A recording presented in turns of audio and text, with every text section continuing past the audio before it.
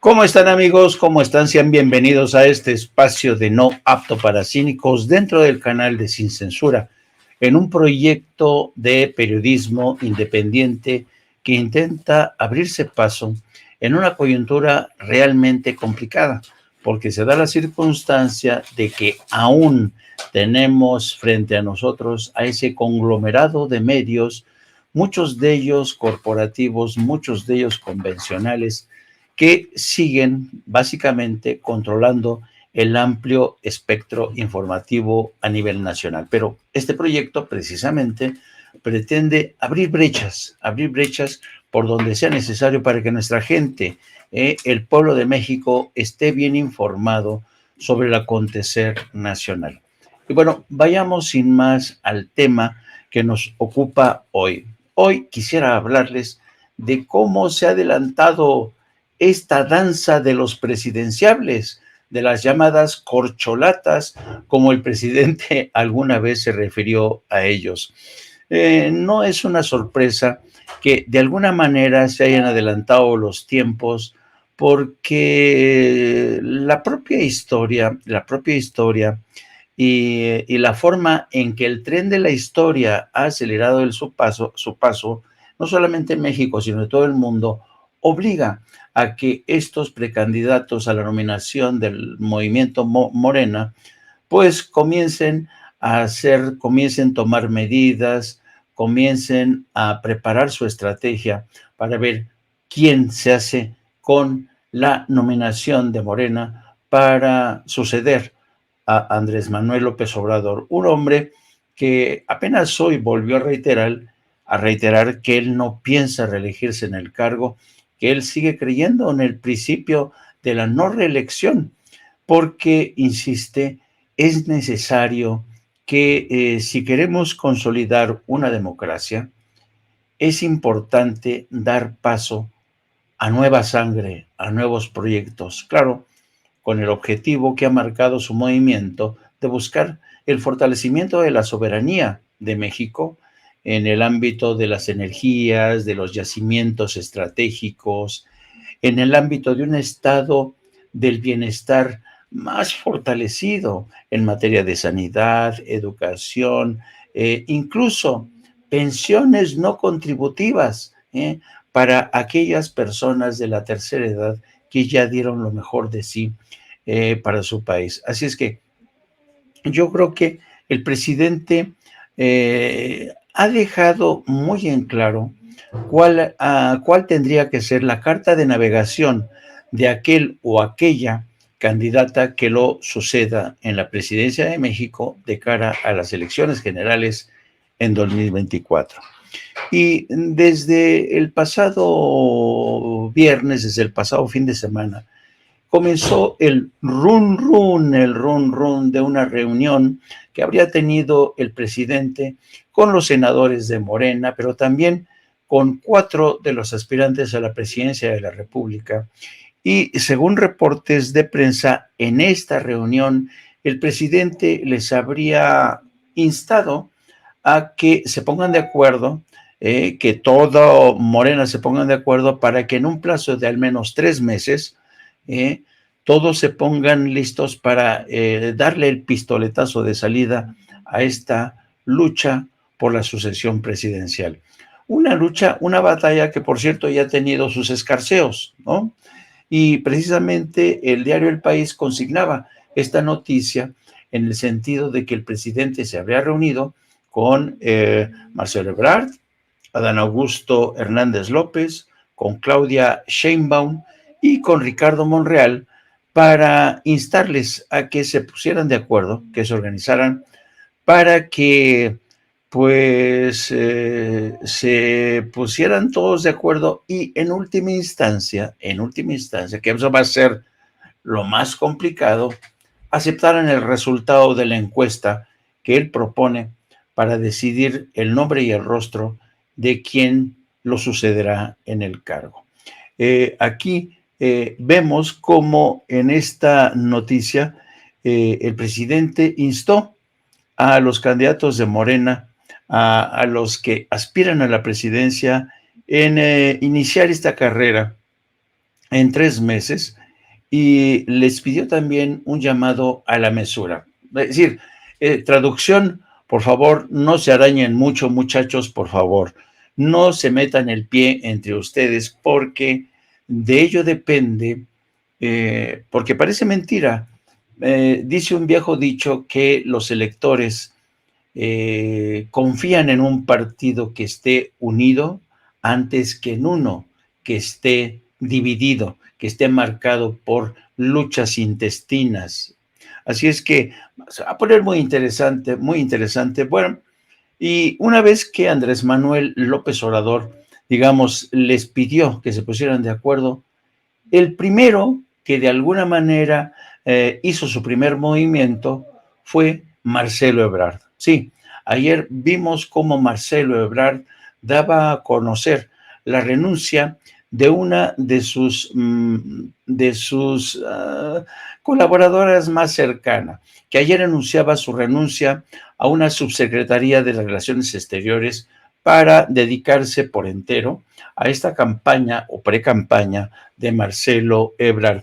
Así es que Marta Delgado va a ser la responsable de promover la candidatura presidencial. Hay que tener en cuenta una cosa, según dicta la Constitución mexicana, todos aquellos funcionarios que quieran aspirar a un cargo presidencial tienen que renunciar al menos con 6 meses de antelación.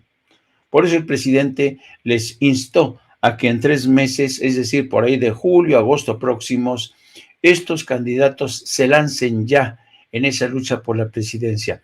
Pero aun y cuando el presidente les ha pedido mesura, en otras palabras, que no se arañen entre ellos, que no se piquen los ojos, precisamente ha sido Marcelo Ebrard el que todavía sigue mostrando esta desconfianza porque desde su punto de vista, la sucesora impectore de Andrés Manuel López Obrador, pues es Claudia Sheinbaum, ¿no?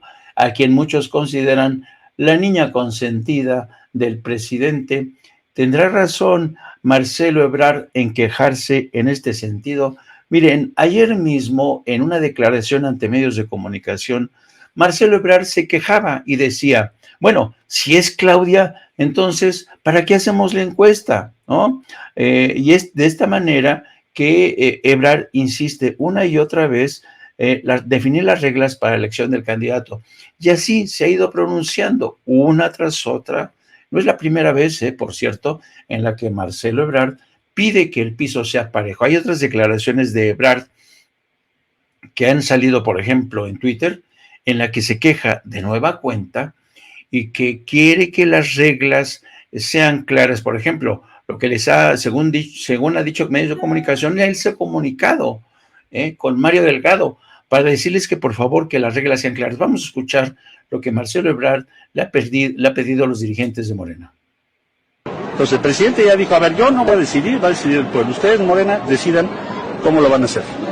Entonces Morena lo que tiene que hacer, la dirigencia, es ya poner eso. Son las reglas básicas. Renuncia a los que estamos en puestos. 2, una encuesta confiable. Quiere decir que cada quien ponga una empresa que te tenga confianza. Y tercero, una pregunta. Están haciendo un método que no entiende nadie. 5 preguntas y bueno, no, eso no es serio. Es una pregunta. Es decir, a ver, ¿tú quién quieres que represente a la cuarta transformación? Así de sencillo. Y lo que diga el pueblo, nos sujetamos todos. Ya ven, ya empezó Marcelo Ebrard a ponerle peros a la encuesta que será la que decida quién va a ser el candidato o la candidata a la presidencia, el sucesor de Andrés Manuel o la sucesora del presidente. No es la primera vez, insisto, en que Marcelo Ebrard se muestra en desacuerdo porque él tiene la impresión, y lo ha dicho una y otra vez, que los dados están cargados a favor de Claudia Sheinbaum. Y fíjense lo interesante del caso. A pesar de estas constantes alusiones, no solamente de Marcelo Ebrard, sino también de Ricardo Monreal, contra Claudia Sheinbaum, hay que tener en cuenta que tanto Marcelo como Ricardo Monreal de alguna manera forman parte de la misma tribu. Y Claudia Sheinbaum es un caso aparte. Pero a pesar de estas continuas quejas contra Claudia Sheinbaum, que es la aventajada, que el presidente le ha levantado la mano a Claudia más de una vez, y sí es cierto, el presidente más de una vez le ha levantado la mano a Claudia, pero no para decir que esta es la buena, no, aunque muchos han interpretado las imágenes del presidente mostrando a Claudia levantando las manos, hay por ahí creo algunas imágenes de cómo, para que vean cómo siguen viendo en este tipo de gestos del presidente que la sucesión ya está arreglada a favor de Claudia Sheinbaum.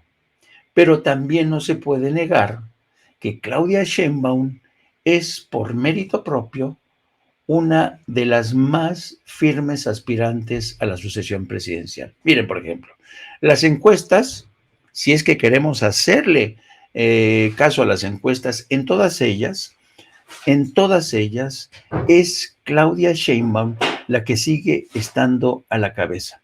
Miren, por ejemplo, esta que publica México Elige y Crestomanía, dicen, si fuera en estos momentos el candidato presidencial, 31.1% a favor de Claudia, 26.5% a favor de Marcelo y 20.2% a favor de Gerardo Fernández Noroña, que también quiere ser incluido. Pero si vemos el Power Ranking de los presidenciables, también vemos aquí que está Claudia Sheinbaum a la cabeza, seguida por Marcelo Ebrard y en tercer lugar Adán Augusto, ya de lejitos, y todavía está Ricardo Anaya, ¿quién cree, no? Y Santiago Krill, como ven, el eterno candidato a la presidencia, incluso ahí se cuela Luis Donacio Colosio, el hijo de Luis Donaldo Colosio, Beatriz Paredes, que la verdad yo creo que no tienen más, pero que lo que llama la atención es la constante, esta constante en la que Claudia Sheinbaum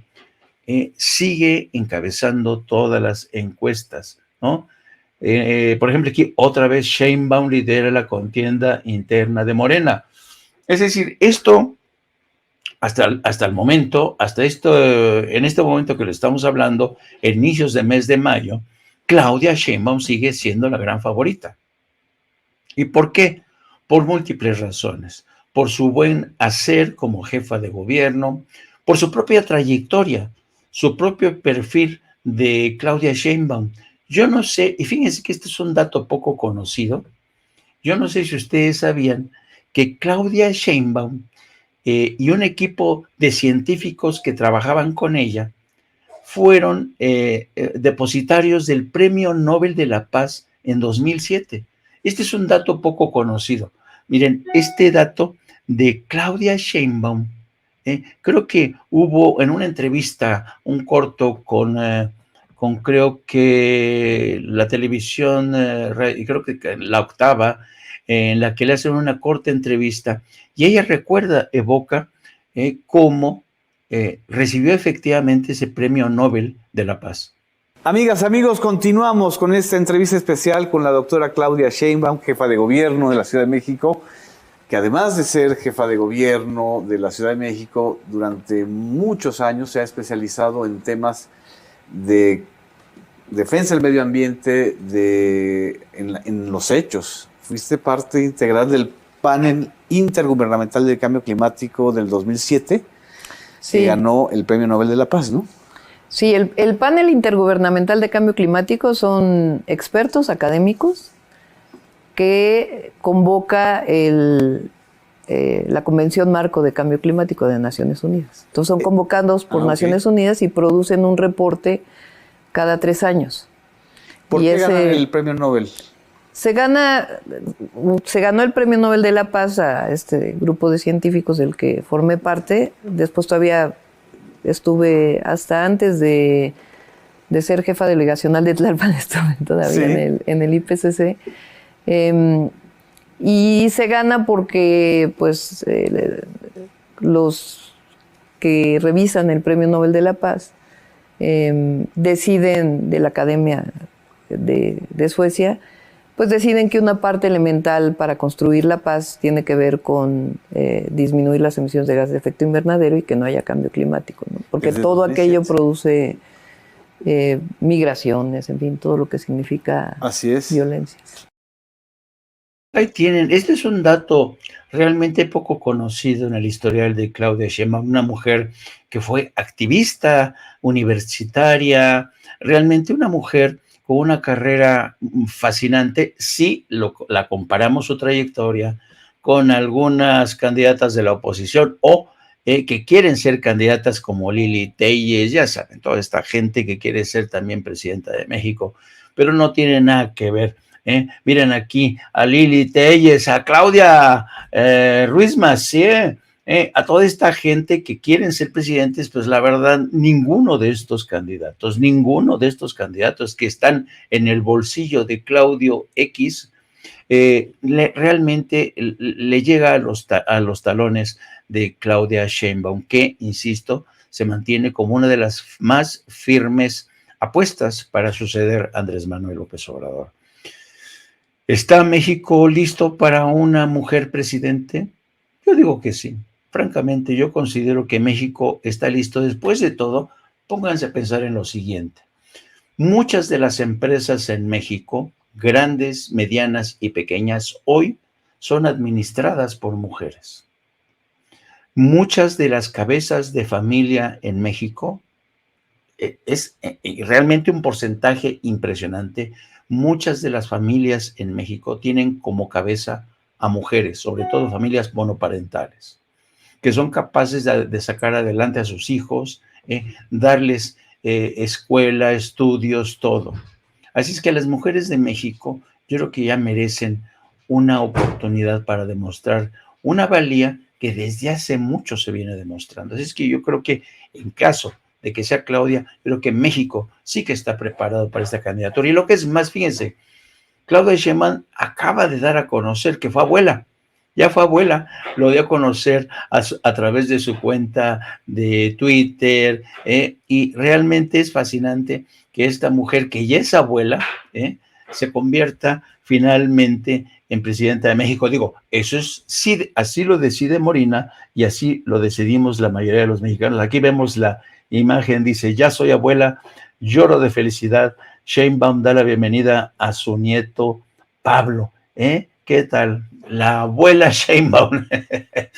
Bueno, entonces, pero al margen de simpatías o al margen de quién tiene la estrella más reluciente de cara a la próxima sucesión presidencial, una cosa es cierta. Estamos adentrándonos en terreno nunca explorado. México por primera vez decidirá en un proceso presidencial que no estará marcado por el legendario dedazo, el dedazo presidencial que realmente hacía mucho daño. Porque acuérdense, en la larga historia de México, desde la institucionalización del Partido Nacional Revolucionario, que después se transforma en PRI, era el presidente la figura máxima, era quien decidía quién le sucedía, ¿no? Y era un ritual realmente lleno de misterios, secrecía, cómo se comunicaba al sucesor, ¿no? Hay múltiples crónicas de cómo algunos presidentes le comunicaban a su sucesor la noticia y le decían, no compartas esta noticia ni con la almohada, ni con la almohada. Y así se decidía, al margen del pueblo, solamente por la voluntad de un solo hombre, que quería que su sucesor le protegiera, le cubriera las espaldas y sobre todo le cubriera y protegiera sus intereses creados durante 6 años de mandato. Fueron así, fue así como el PRI gobernó durante décadas, creando familias que funcionaban como feudos políticos, que le daban el poder a vasallos suyos que se encargaban de protegerles, de cubrirles las espaldas, para que no se supiera de los robos, de los crímenes cometidos durante su presidencia, de los abusos, de los excesos. ¿Qué decir de López Portillo, de Luis Echeverría Álvarez, de Gustavo Díaz Ordaz, de Adolfo López Mateos, de todos estos expresidentes que se cubrían unos a otros las vergüenzas, los abusos, los excesos. Por primera vez nos adentramos en un terreno donde el dedazo queda excluido, a pesar de que siguen habiendo muchas voces en el sentido de que al final del día va a ser Andrés Manuel quien decida quién va a ser sucesor o sucesora. Lo cierto es que estamos en un terreno nunca antes transitado. ¿Hasta qué punto Morena será capaz de transitar por este terreno, por estas aguas procelosas de un proceso de sucesión abierto, competido? Hace ya tiempo el presidente, hace como, yo calculo como 10 meses, cuando empezaban ya los escarceos, los rumores sobre la sucesión, habló precisamente de la importancia de excluir, de dejar, de enterrar para siempre la práctica del dedazo. Fue hace como 10 meses cuando el presidente habló de cómo es necesario que entre aire nuevo, aire fresco, que no haya un dedazo, que esto contribuya a reforzar, a mejorar el sistema democrático de México. Escuchemos lo que dijo en aquel entonces el presidente. Hay que seguir insistiendo en que parte del cambio es que haya democracia. Por falta de democracia, México se estancó, dejó de progresar, porque la falta de democracia alentó la corrupción. La democracia es competencia, obliga a los partidos, a los candidatos a cumplir con su responsabilidad. Cuando hay un partido único, cuando no hay contrapesos, los que llegan a los cargos se sienten absolutos. Y eso pasaba en nuestro país. Nadie debe sentirse absoluto en ningún nivel de la escala. Entonces, que no haya tapados y que no haya dedazo. Eso va a ser importantísimo, lograr eso. Imagínense cuántos años, décadas, siglos del tapado. Vamos a decir que en el México moderno, desde Porfirio Díaz,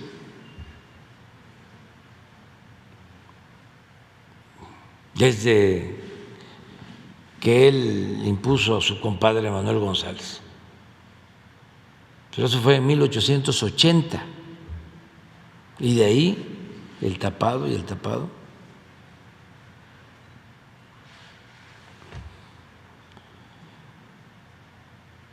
Y el dedazo.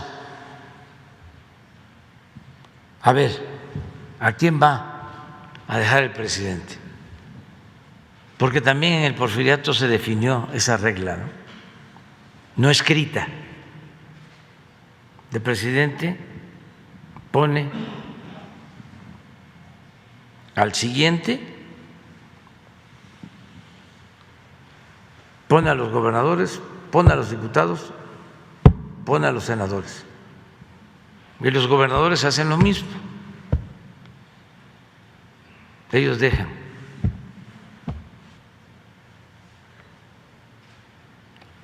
Diputados locales, presidentes municipales. Entonces, todo eso debe desaparecer. Y yo con mucha claridad he dicho, no voy a manifestarme por ninguno. Los que pertenecen a nuestro movimiento, al partido del que soy fundador, aunque ahora tengo licencia, todos son mis amigos, compañeros, los quiero mucho. Y los considero capaces. Entonces,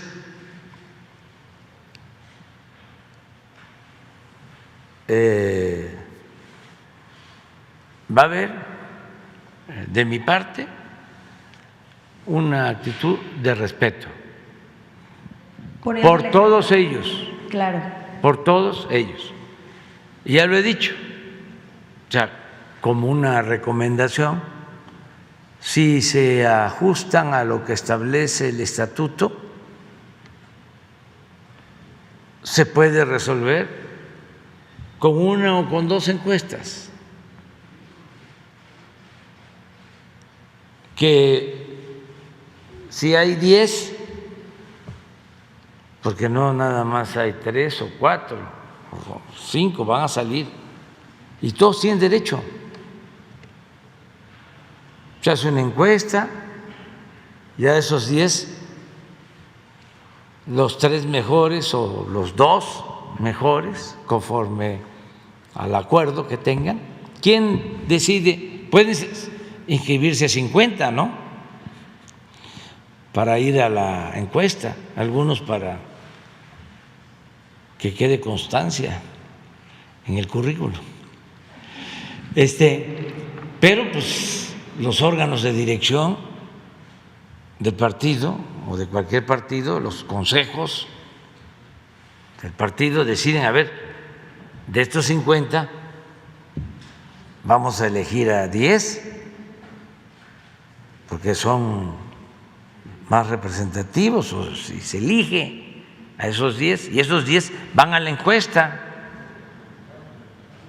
y de esos 10 los primeros van ya a la definitiva. Y al que gane la encuesta, a ese es al que yo voy a apoyar.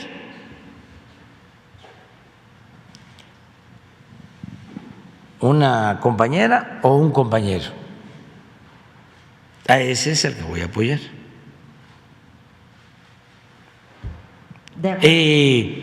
Sin dejar mi trabajo, no voy a hacer campaña. Nada más es decir, yo apoyo a esta compañera, a este compañero, porque fue decisión de la gente, del pueblo, porque no fue dedazo. Pues ahí lo tienen. En aquel entonces, cuando el presidente ya avisoraba lo que se le venía encima, porque ya desde entonces había movimientos, había reclamos, ¿no? Había pataleos que exigían el piso parejo. Y el presidente en esta locución reiteró que las reglas iban a ser claras, que los candidatos que llegaran, digamos, a la final, después de un proceso de eliminación para elegir a los mejores, los que quedaran al último, tendrían que respetar el fallo de la encuesta, que el presidente considera que es quizá el más seguro para decidir un proceso de sucesión bajo las actuales circunstancias. Mucho se ha discutido de si acaso este sistema de encuesta es el ideal. Y la respuesta es que posiblemente no. Posiblemente el sistema de las encuestas no sea el ideal o el más indicado. Pero Si apostamos, por ejemplo, de un esquema de primarias, como hacen en Estados Unidos, lo cierto es que Morena quedaría a merced de mucho golpeteo. Hay que tener en cuenta que Morena no es un partido sui generis. Morena es un movimiento que ha surgido desde la base, lo ha creado Andrés Manuel, pero Morena se ha nutrido de varias corrientes. Ahí tenemos el caso de mucha gente del PAN que ha desertado de sus filas para incorporarse a Morena y luego dar la puñalada trapera. Ahí tenemos el caso de Lili Telles, Germán Martínez. Entonces, siempre existe el riesgo de que si Morena se abre a un proceso de primarias, lo cierto es que se puede abrir la caja de Pandora y esto iría en detrimento de un movimiento que aún no se consolida como partido político. Tiene muchas fisuras. Hay incluso líderes de Morena históricos que ya se han lanzado incluso contra el propio movimiento. Ahí tenemos los casos de John Ackerman, tenemos las protestas de Gerardo Fernández Noroña, tenemos las protestas de Ricardo Monreal. Entonces yo creo que el presidente ha preferido adoptar un sistema más seguro, más controlado, en la medida de lo posible, para decidir quién puede ser el sucesor idóneo para continuar este proceso de transformación que se ha propuesto la cuarta transformación. Bien, pero entonces volvemos de alguna manera al punto de partida. Realmente, ¿cuáles son las posibilidades que tiene Morena de llevarse el gato al agua, sea quien sea el candidato? Yo creo que son muchas.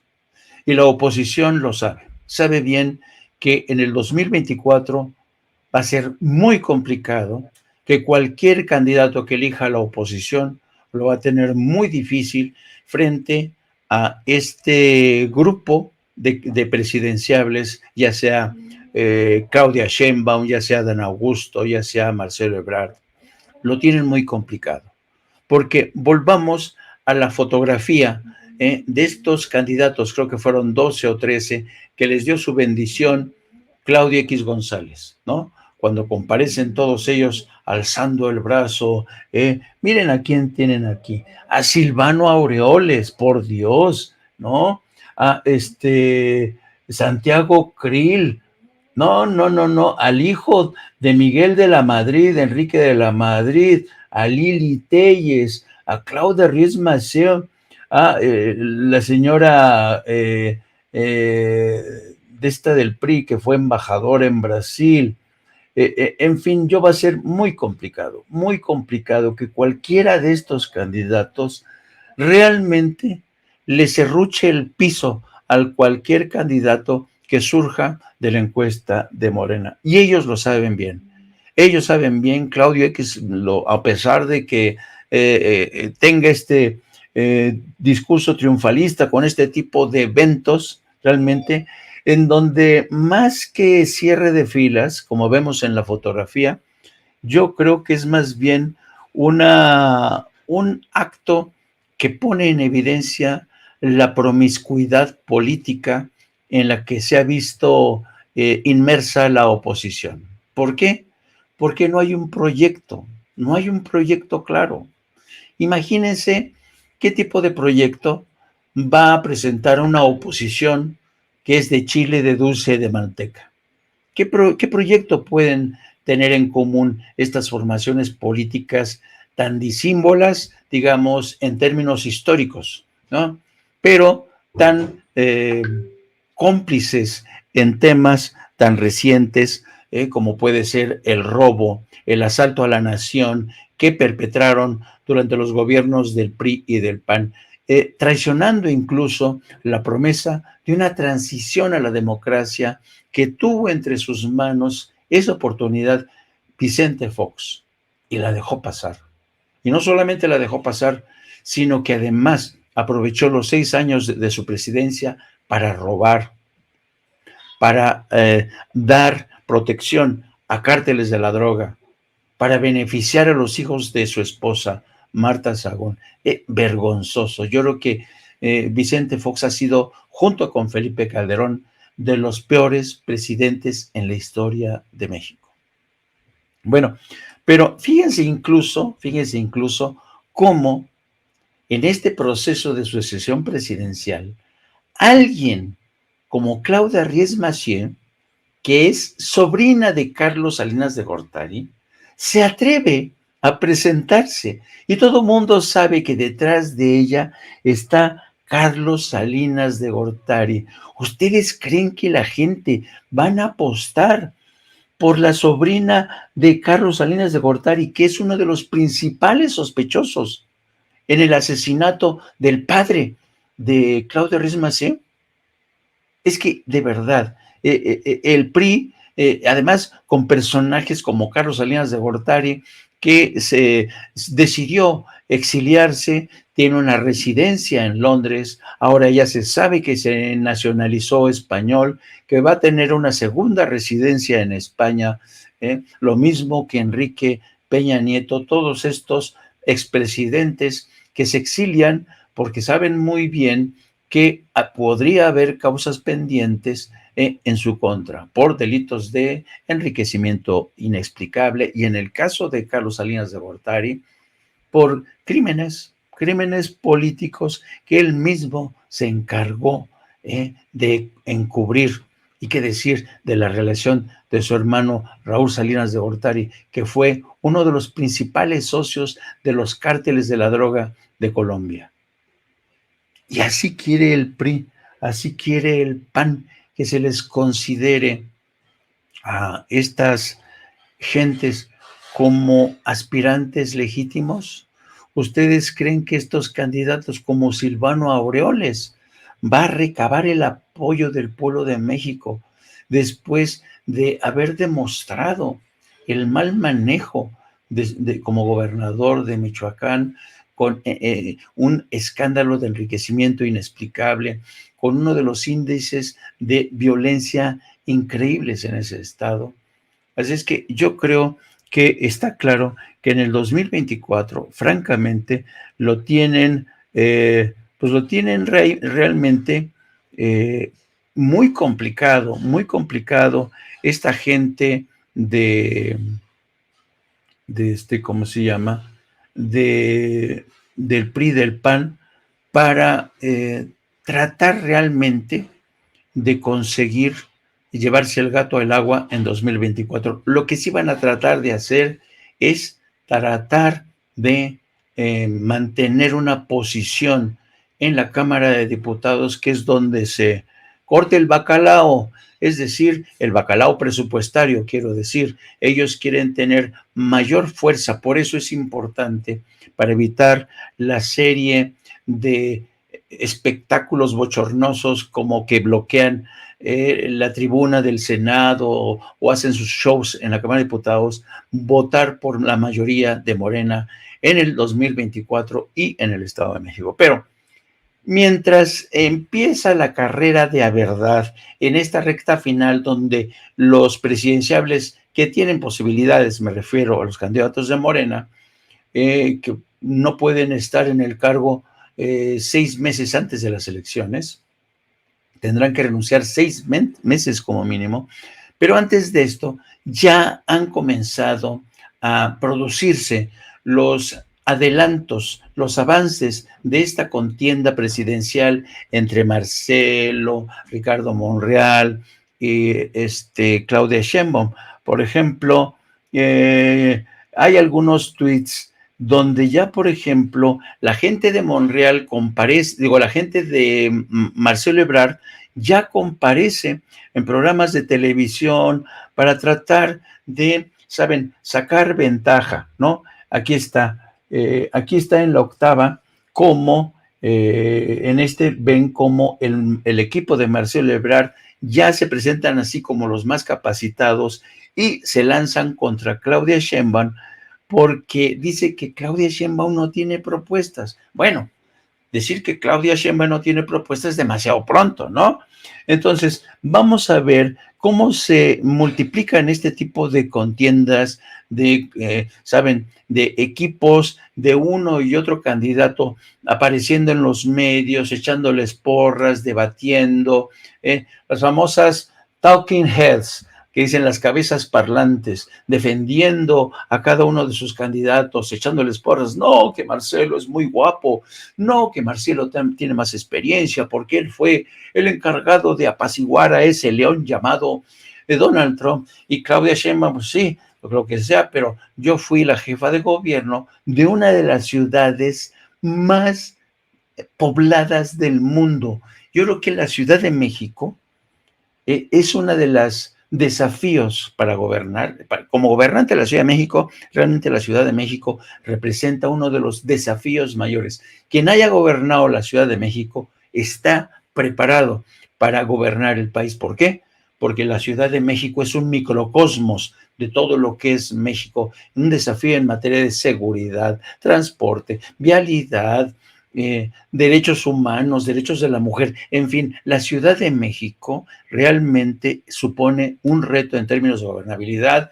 Y díganme ustedes, yo creo que Claudia Sheinbaum, es una opinión muy personal, sí que ha hecho buen papel. Pero también, ¿quién ha hecho buen papel? Adán Augusto, al frente de la Secretaría de Gobernación, que se ha convertido en la mano derecha del presidente Andrés Manuel López Obrador. Y Marcelo Ebrard ciertamente ha tenido un papel destacado en el momento de servir de interlocutor frente a las administraciones, sobre todo de Donald Trump, porque la de Joe Biden, prácticamente el nivel de interlocución con el gobierno de Joe Biden ha recaído en el presidente López Obrador. No.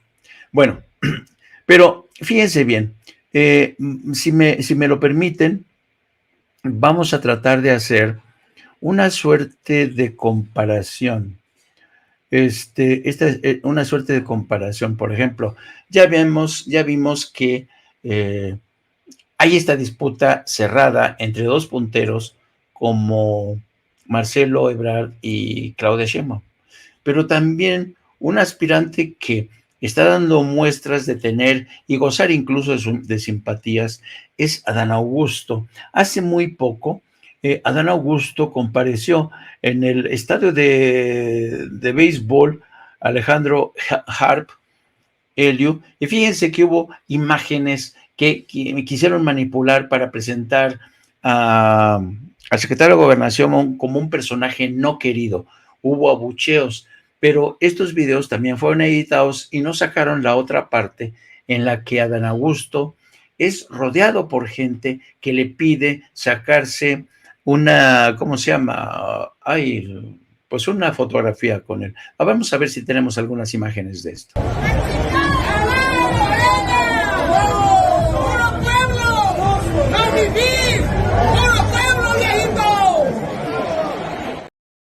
Ahí tienen la popularidad tanto de Adán Augusto, un hombre que, por cierto, para quienes no sepan, Adán Augusto es un hombre que tiene fama de tener una memoria fotográfica. Es un hombre que habla francés, inglés, español, es un hombre muy culto y es un hombre que ya ha dado muestras de que tiene el talento y la estatura como estadista. Es un hombre que está al tanto de todas las crisis, es un hombre muy informado, es el hombre del presidente, de AMLO's Men, el hombre de AMLO, para todo lo que tiene que ver con seguridad nacional, negociación con sindicatos, negociación con gobiernos de los estados. Es un hombre que le ha sido muy útil a Andrés Manuel López Obrador, pero además es un hombre al que muchos consideran como un hombre leal. Pero también hay que reconocer que Adán Augusto ha sido atacado, ha sido objeto de ataques recientemente, más específicamente por la gobernadora de Campeche, Laida Sansores, quien le acusa de haberse aliado con Alito Moreno para que le dirija su campaña. Este pecado o esta elección de el señor Adán Augusto con relación a Adán, ¿les restará puntos? No lo sabemos, no lo sabemos. El tiempo se encargará de, pues, de decir si acaso esto operó a su favor o en su contra. Pero miren, yo también quería recordarles a ustedes, hablar en términos de retrospectiva. Antes, y de esto hemos hablado en otras ocasiones, ¿se acuerdan cuando hace poco salió la noticia de que la CIA, sí, la Agencia Central de Inteligencia de Estados Unidos, tenía entre sus activos a expresidentes como Adolfo López Mateos,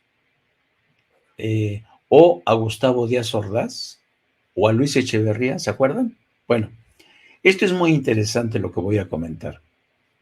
Antes, precisamente por esta estrecha relación de los presidentes con la CIA y con el gobierno de Estados Unidos en general, antes, a pesar de que teníamos presidentes que se presentaban a sí mismos como muy nacionalistas, defensores de la soberanía mexicana, lo cierto es que tenían bajo el ala a sus aliados en el seno de la CIA, trabajaban para la CIA, lo cual, pues en los hechos supone un acto de traición a su propio país, porque se aliaban con el enemigo, dormían con el enemigo, específicamente Gustavo Díaz Ordaz, que fue quien mantuvo una de las relaciones más estrechas con el entonces operador de la CIA en México, que tenía una enorme influencia y que fue el responsable de encubrir algunas de las acciones de corrupción, de violencia increíbles durante las presidencias, sobre todo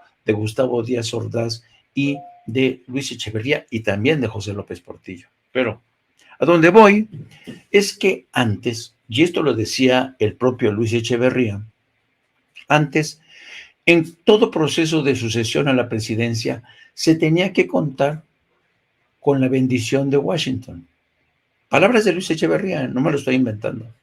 Luis Echeverría decía que para decidir quién era el mejor candidato, tenía que contar, sí, con el respaldo del PRI, del presidente, por supuesto, que era el del dedazo, con el respaldo del ejército, que se daba casi por seguro o de forma casi automática cuando se contaba con el respaldo del presidente. Pero en última instancia, una de las opiniones que quizá contaban también y mucho era la opinión de Washington. Y esta percepción de que era necesario contar con el visto bueno de Washington o con la bendición del Departamento de Estado de Estados Unidos y de la comunidad de inteligencia de Estados Unidos, quedó ahí de manera explícita. Era una regla no escrita de que para Washington tenía que ser el visto bueno para el próximo sucesor de la presidencia de la República. Era un tema muy sensible para Washington. ¿Por qué? Porque no hay que olvidar que desde la época de los 50s y 60s, cuando se recrudeció la Guerra Fría, Estados Unidos tenía realmente terror de que Rusia se infiltrara desde México, contagiara a México con el comunismo, con el socialismo. De hecho, ese fue el terror que le provocó Cuba. Desde entonces, por eso Estados Unidos le tiene ojeriza a los hermanos del pueblo de Cuba, por eso los ha bloqueado durante tanto tiempo, hasta matarlos de hambre, de inanición. Es uno de los bloqueos más criminales en la historia de la humanidad. Pero, entonces, en esa lógica que había antes de evitar que México se convirtiera en un trampolín de la Unión Soviética, por eso era el interés de que la CIA tuviera su oficina, una de las oficinas más grandes en todo el mundo.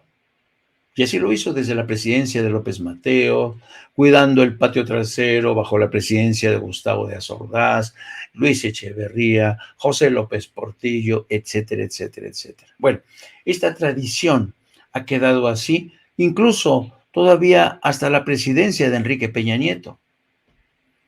Cuando se inicia el proceso de auscultación y se desata la lucha por la presidencia en México, con Enrique Peña Nieto como uno de los candidatos más firmes, fueron los candidatos del PRI y del PAN los que no perdieron la oportunidad de viajar a Washington para participar en esta suerte de pasarela, ¿no? Porque ya los políticos mexicanos, no sé si ustedes se acuerdan que en aquella época incluso Josefina Vázquez Mota, Enrique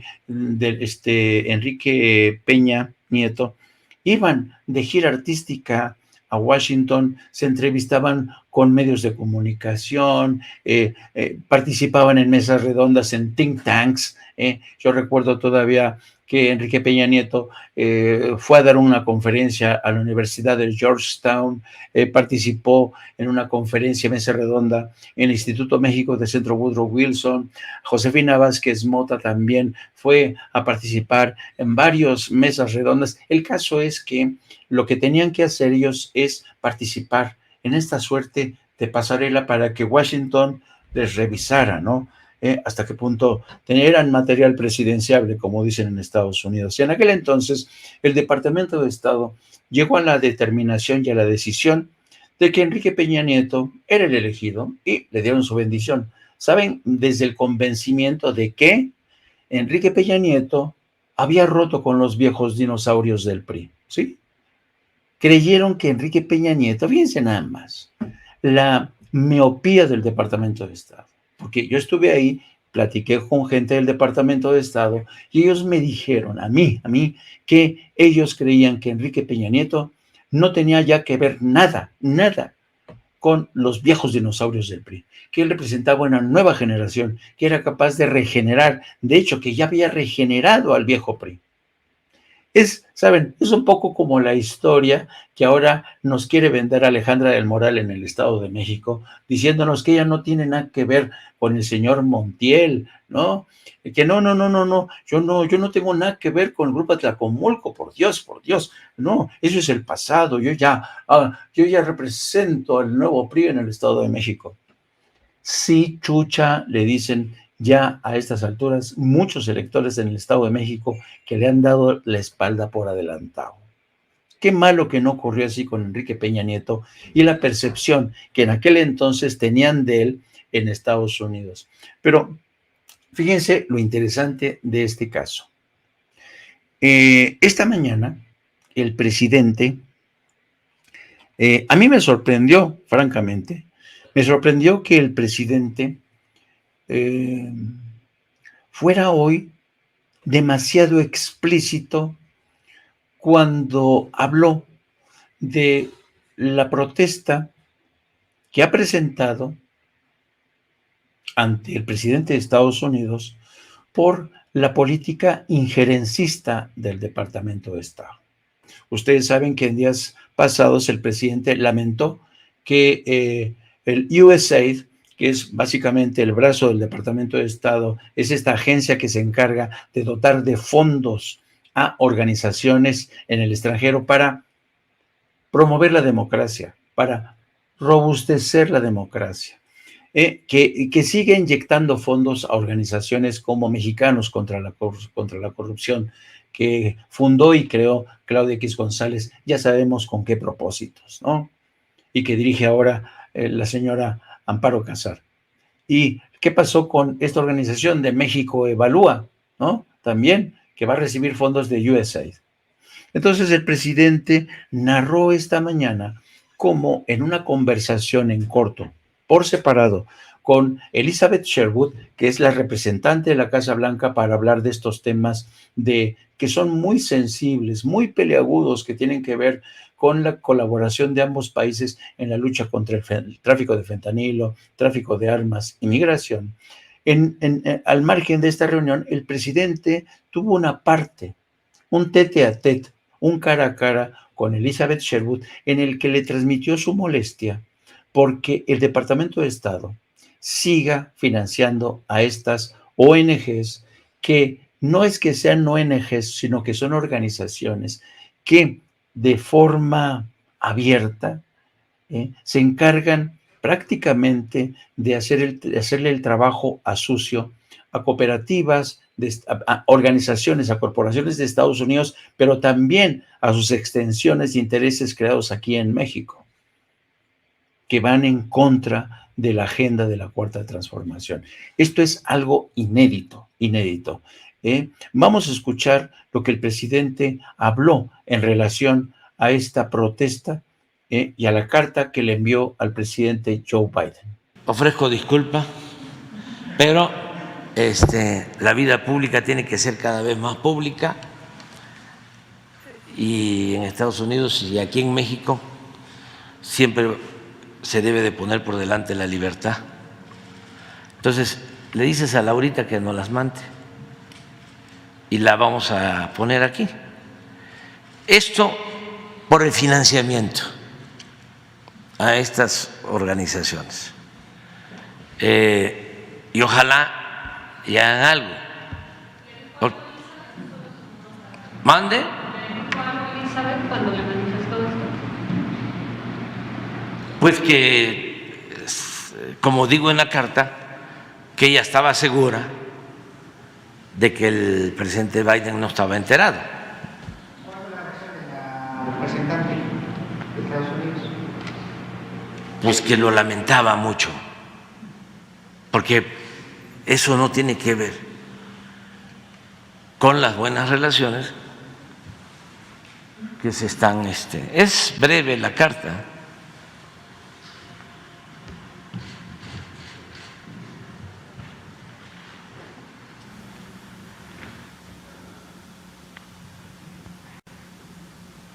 Estimado presidente Biden,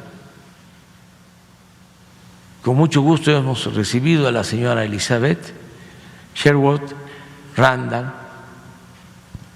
a quien vamos a atender con la misma actitud de siempre, es decir, de cooperación y amistad. Al mismo tiempo deseo expresarle de manera breve que desde hace tiempo el gobierno de Estados Unidos, en particular la Agencia de los Estados Unidos para el Desarrollo Internacional, USAID, se ha dedicado a financiar a organizaciones abiertamente opositoras al gobierno legal y legítimo que represento, lo cual es a todas luces un acto intervencionista, contrario al derecho internacional y al respeto que debe prevalecer entre Estados libres y soberanos. Es más, hace unos días, pues aquí en la conferencia, yo no sabía que antier salió en 8 columnas en El Milenio. Esto, aquí estaba el periodista de Milenio. Es más, hace unos días se anunció que dicha agencia aumentará el presupuesto otorgado a las organizaciones opositoras a nuestro gobierno, como aparece publicado en la página oficial del Departamento de Estado. Estoy seguro que usted desconoce este asunto y por ello le pido respetuosamente su valiosa intervención. Su amigo. Bueno, pues ahí tienen una cosa inédita, inédita, sobre todo porque este reclamo que el presidente ha hecho público se da nada más y nada menos justo en el momento en que está a punto de iniciar la carrera por la sucesión presidencial. Algo realmente insólito. Antes, ningún presidente se hubiera atrevido a presentar y protestar contra el gobierno de Estados Unidos, que se supone le tiene que dar la bendición al próximo candidato a la presidencia, ¿no? ¿Por qué? Porque Andrés Manuel López Obrador sabe muy bien que el proceso de sucesión tiene que darse bajo las condiciones que dicte el gobierno de México, sin más, sin intervencionismos, sin injerencias. Así es que yo creo que este acto del presidente realmente marca un antes y un después. No quiere injerencias del Departamento de Estado para financiar organizaciones que lo único que están haciendo es socavando el proyecto de la 4T y en muchos sentidos atacando, participando en una suerte de golpe blando que se refleja no solamente a través de estas organizaciones como las de Claudio X González, sino también a través de medios de comunicación que son correas de transmisión de estos mismos intereses corporativos en México y en Estados Unidos. Es fascinante realmente cómo Andrés Manuel López Obrador está escribiendo este capítulo en el contexto de una sucesión presidencial que además avanza por terrenos inexplorados.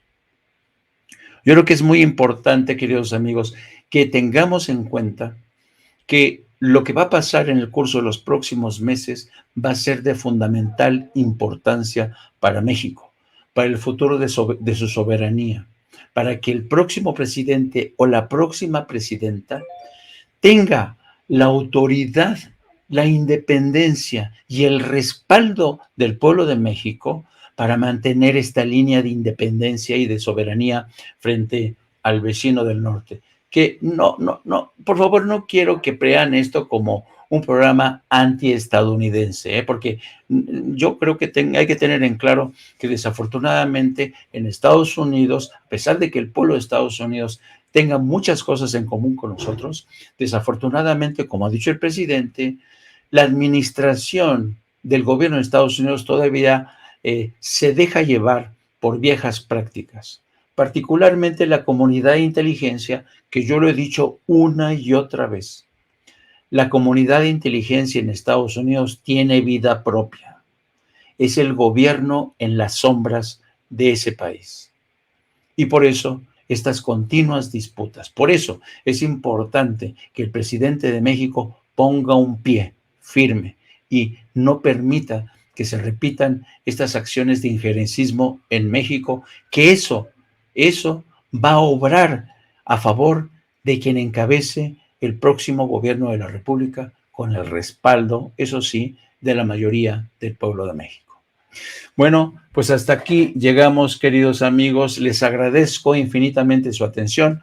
Nos vemos mañana. No se olviden de seguir a nuestro querido amigo Luis Guillermo Hernández en el próximo programa de En Agenda. Y nosotros nos vemos aquí. No se olviden de seguirnos a través de nuestras redes sociales, @JaimeJourno, y a través de La Jornada Sin Fronteras, de nuestro gran periódico La Jornada, y No Apto para Cínicos, a partir de las 14 horas todos los días. Hasta otra, queridos amigos.